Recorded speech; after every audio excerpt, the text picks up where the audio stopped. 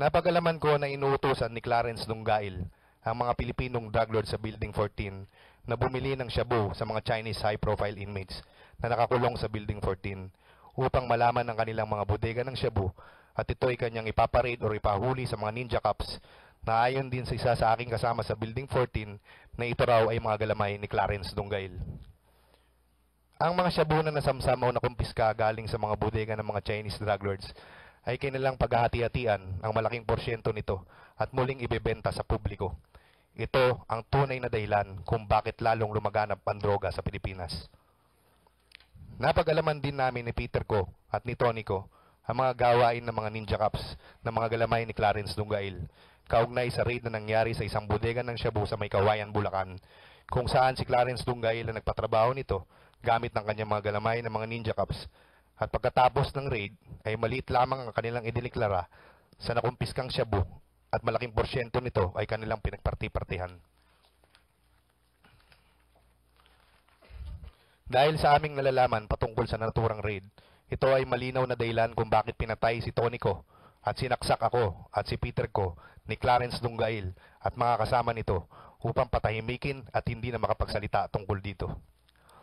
Ito rin ang dahilan kung bakit sinabi ko sa publiko sa pamamagitan ng aking abogado na kay Presidente Duterte lang ako magsasalita upang personal na sabihin ko sa kanya ang aking mga nalalaman sapagkat ako ay nangangamba at natatakot dahil ang mga protektor ni Clarence Dunggail at ng mga galamay nito ay mga matataas na opisyales sa ating kapulisan na kasalukuyan na aktibong naninilbihan pa rin sa ilalim ng administrasyon ni Pangulong Duterte.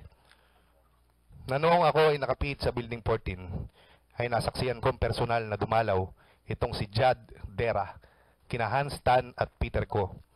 At siya ay pinakilala sa akin ni Hans na siya daw ay kasapi ng NCRPO RAID at pamangkin ng dating asawa na Secretary de Lima.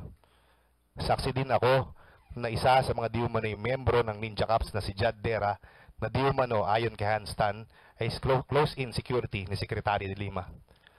Saksi ako na minsan isang gabi sa pamamagitan ng tawag sa telepono ni Hans Tan, kausap si Peter ko, ay narinig ko na bibigyan niya itong si Jad Dera ng pera at pinapakuha sa isang sikat na hotel sa Manila. Nagpatuloy ang ganitong gawain sa Building 14 hanggang sa dumating ang mga SAF. Isang linggo bago dumating ang SAF ay inilabas na ang karamihan ng mga kontrabando. 2 linggo bago dumating ang SAF, nakatanggap ang aking asawa ng tawag mula sa isang dating empleyado ng Bucor at tinatanong kung handa daw ba akong makipagtulungan sa bagong administrasyon upang malaman ang lahat ng impormasyon kung bakit lumaganap ang droga sa Bilibid at agad ko itong sinang-ayunan. May mga bumisita sa akin na tinanong ang mga impormasyon na ito at isa dito ay si Solicitor General Calida. Kami ay nagkaharap kasama ang kanyang grupo at nagbigay ako ng mga importanteng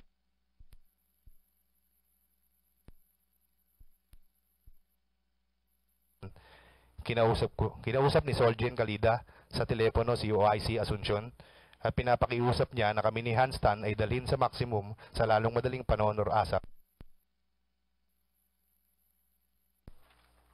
Makalipas ulit ng ilang panahon, ako naman ay kinausap ni Miss Sandra Cam sa Building 14 na para daw sa kinabukasan na ako daw ay makipagtulungan sa bagong administrasyon na ibigay ang aking lahat ng kaalaman sa illegal drug trade tungkol sa Bilibid.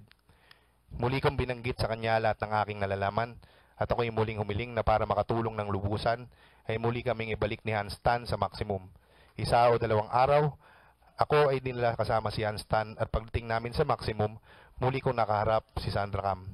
Sinabi niya sa akin na, yan lalaki ako kausap. Binalik kita sa maximum at sana'y makipagtulungan ka. Ako ay nangako at nagpasalamat sa kanya nung oras din yun. Sa panahong ito, nakaharap ko sa unang pagkakataon si OIC Asuncion at si Attorney Benjamin de los Santos. Saglit akong kinausap, nagtanong sila tungkol sa kalakaran sa loob at ako naman ay nagbigay ng aking nalalaman. Balik sa building. Kung hindi mabuhay ng tahimik, ligtas sa panganib at kapahamakan kasama ang aking pamilya at mga mahal sa buhay at makatulong sa ating gobyerno, lalo na sa kasalukuyang administrasyon dahil ako ay lubos na naniniwala na tanging si Presidente Duterte lamang ang may kakayahan at totoong hangarin na matigil ang problema ng illegal na droga sa ating bansa.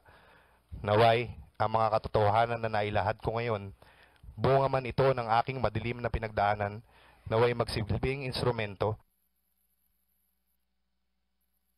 ako ng Diyos.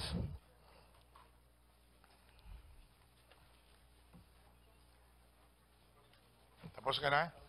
Apo. Wala ka nang gusto idagdag pa dyan. Baka meron pa kasi may pahimig si Secretary Aguirre na parang kulang daw eh. Baka gusto mo na idagdag ngayon dahil pagkakataon mo na mas maganda kasi kung nanggaling mismo sa iyo. Wala na po. Wala na. Opo. Okay. Mr. Chairman, may I be recognized? Sino ba yan? Ayan, sige. Kanina, Mr. Chairman, sinabi ng lawyer ni JB Sebastian lahat na gustong sabihin ni JV. Nakinig ako at saka binasa ko. Wala lahat yung sinabi niya. Sabi ng lawyer niya, nagdala siya ng pera doon kay Secretary de Lima sa halaga ng 2 million. Meron. Kasali rin itong kay Jonel Sanchez. Okay, thank you. Okay, sandali muna, no? Kanina may pinagkasunduan tayo. Ngayon, sino ba mauuna? Nabaan po kasi. Fred Castro, Ron Salo, and Harry Roque. So, Mr. Chairman, bago niyan, may we be given the opportunity, matter of personal and collective privilege because my name was mentioned in his affidavit. Well, correct.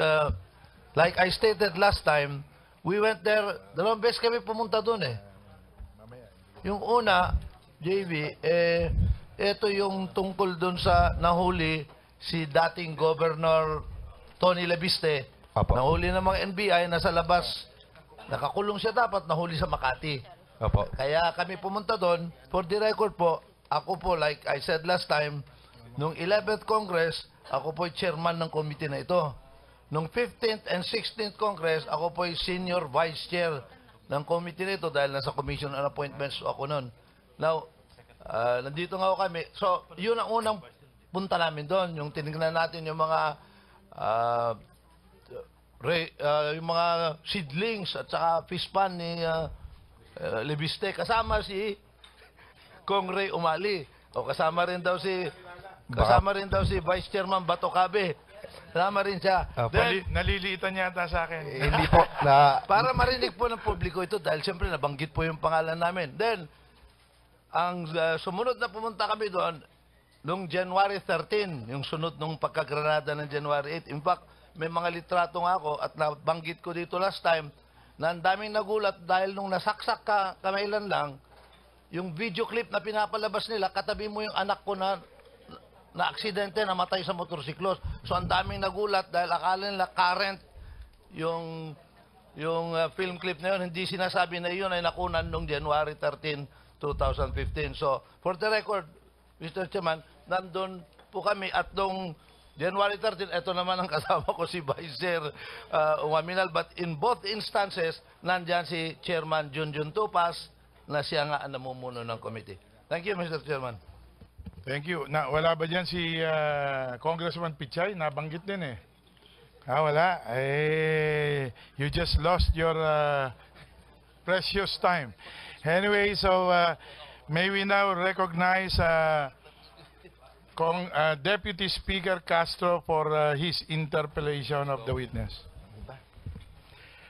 Thank you, Mr. Chairman. Mr. Sebastian, sinabi mo na hindi ikaw ang pinaka-maimpluwensya at pinaka-makapangyarihan na bilanggo sa National Bilibid Prison. Opo. Tama ba ito? Opo. Bakit mo nasabi na hindi ikaw ang pinaka-makapangyarihan at pinaka-maimpluwensyang bilanggo sa loob? Tulad po nung nabanggit ko sa aking salaysay kanina, hindi po ako ang pinakamakapangyarihang bilanggo sa Bilibid, kundi po si Herbert Colanco. Dahil siya na rin mismo ang nagsasabi at sadyang totoo na nagpapasok siya ng lahat ng klaseng kontrabando nung panahon ng year 2012 hanggang 2013 or 2014. Kung hindi man ikaw ang pinaka-maimpluwensya at pinaka-makapangyarihan, pero matatanggap mo na ikaw ay may impluensya at ikaw ay may kapangyarihan din sa loob ng bilangguan? Opo, maaari ko pong tagapin yan. Bakit mo nasabi na ikaw ay may impluensya at may kapangyarihan sa loob ng bilangguan? Impluensya po, maaari, pero kapangyarihan po, mahirap pong sabihin na ako po ay may kapangyarihan dahil ako po isang hamak na Ano bilanggo ang lamang. iyong impluensya sa loob ng bilangguan? Ako po ay nahalal ng 2 beses by virtue of secret balloting ng lahat ng aking kapwa gang commanders. Ang iyo bang impluensya ay may kasamang koneksyon sa loob ng bilangguan? Wala po. Ibig mong sabihin na ikaw ay walang kakoneksyon sa mga namumuno o naglilingkod sa Bureau of Correction. Nung ako po ay nanungkulan na bilang isang commander ng aming pangkat, kasama na po sa trabaho ko makipag-usap sa mga public officials po ng gobyerno. Deputy Speaker, may I just interrupt? We have just secured the approval of the Speaker to grant you immunity for your testimony in today's Thank you, Your hearing. Honor. Kanya, pinapaalala ko lang sa iyo yung kondisyon na ito'y buong katotohanan Opo. at kapag lumabas na hindi ganon ay medyo Opo. kondisyon ngayon. Opo. Kanya, lahat na ng pagkakataon ay binibigay sa iyo ng committee na ito, sabihin mo ng lahat. Para baka minsan lang mangyayari ito sa buhay mo, ay I urge you and I challenge you na ilabas mo ng lahat ng nalalaman mo dito. Huwag ka na magtago kasi ito na eh. Ito na yung moment of truth mo. Opo. Okay, salamat.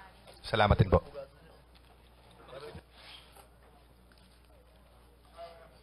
Deputy Speaker, please proceed. Ilang taon ka nang nakabilanggo ngayon, Ginoong Sebastian? Sa kasalukuyan po, 16 na taon po. Ang 16 na taon ay wala ka man lang na-develop na koneksyon o pagkakaibigan na ikaw ay magkaroon ng impluensya sa mga naglilingkod sa Bureau of Correction. Meron po. Partikular sa mga warden at directors po ng Bucor. Ano ang iyong koneksyon sa mga warden? Bilang po ang pinakamataas na leader ng mga gang leaders po sa Bilibid. At ikaw ba'y makakahingi ng pabor sa kanila? Depende po. Kung kapareho ng pabor na magpasok ng kontrabando, magagawa mo bang hingian sila ng pabor? Magagawa ko po pero hindi ko po ginagawa. Totoo bang sinasabi mong hindi mo ginagawa? Opo.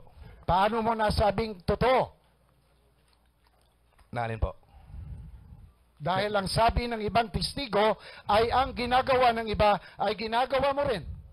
Nagpapasok po ng kontrabando? Oo. Hindi po. At sinasabi mo na hindi ka humingi ng pabor samantalang inaamin mo sa iyong affidavit na ikaw ay involved din sa drug business sa loob ng bilangguan. Opo, inaamin ko po yan. Paano mo magagawa ito kung ikaw ay walang impluensya at kapangyarihan sa loob ng bilangguan? Marami pong paraan ng pagpapasok ng kontrabando. At paano mo maipalalaganap o maibibenta ito sa loob ng bilangguan? Hindi ko po makuha yung tanong. Kung ikaw ay walang impluensya o kapangyarihan sa loob ng bilangguan, paano mo maipalalaganap itong mga droga na iyong nininegosyo sa loob kung ikaw ay walang koneksyon? Siguro po, mas tingnan na natin yan as kakulangan ng mga namumuno ng Bilibid, ng BGMP or ng Bucor. Kailan ka nagsimula ng iyong pagsali sa drug na industriya sa loob ng kulungan? Since 2001 po, BGMP days pa, na nasa Manila City Jail pa lang ho ako. Sa loob ng 16 na taon ay ginagawa mo lang ito sa pamamaraan na nakikita ito ng mga may katungkulan sa loob ng kulungan? Sa tingin ko po, nakikita nila. Nakikita nila. Pero hindi ka nila ginagalaw. Opo. Ibig mong kaming papaniwalain na nakikita ka na may katungkulan pero pinababayaan ang lahat ng katiwalian o illegal na iyong ginagawa na wala kang koneksyon sa kanila. Sinasabi ko po ng paulit-ulit na meron po akong koneksyon sa kanila. Dahil nga po dala ng aking pananungkulan. Pero partikular doon sa pagpapasok ng kontrabando, marami po kaming paraan ng para papasok dyan at hindi namin kailangan magpaalam sa kanila. At sa loob ng 16 na taon ay hindi ka nagpaalam. sa matataas na